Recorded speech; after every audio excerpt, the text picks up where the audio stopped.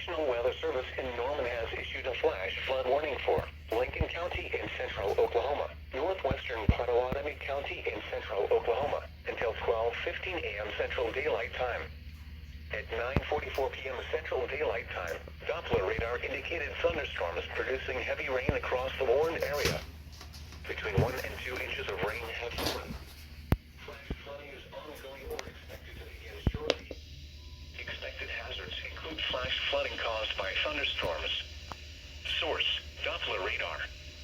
The following impacts are expected: flooding of small creeks and streams, urban areas, highways, streets, and underpasses, as well as other drainage and low-lying areas.